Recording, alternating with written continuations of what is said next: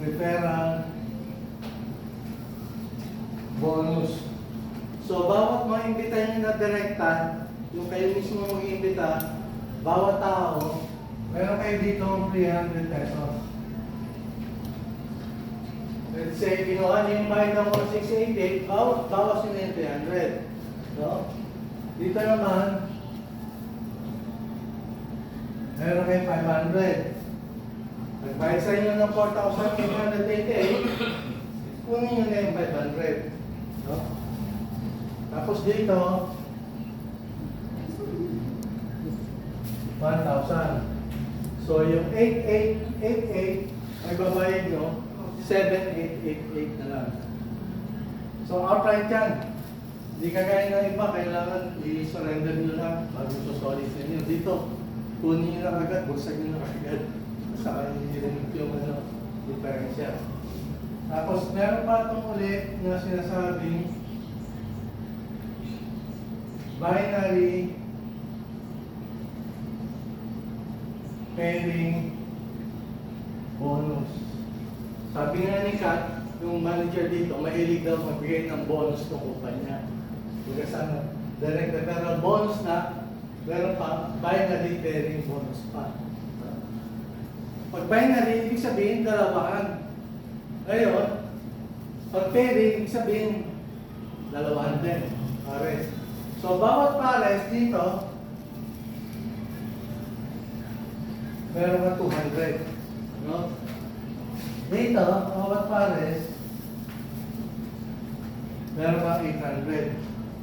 Dito, bawat pares, meron kang 1,600. Okay? So, etong May, no? Etong May 2026, yung aming employee savings fund, no? Employee savings fund, nagpasok siya ng 10 prime.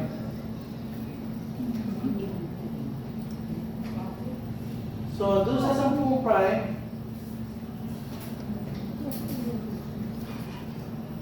meron siyang income na 5,000. 500 times 10, yun yung income niya. Tapos, dahil sa 5 pension,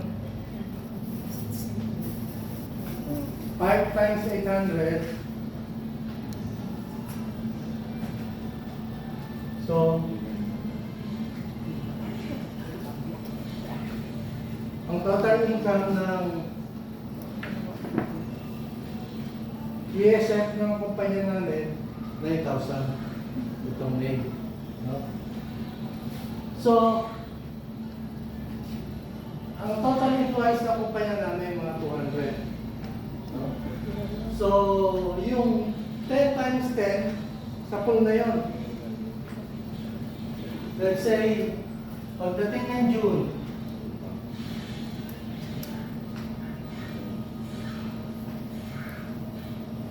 ten times 10. Kasi nga, ang total ng employees namin, 200. Kaya na yung 10 times 10, yung 100. So, sa 100, divided by 2, 50. No?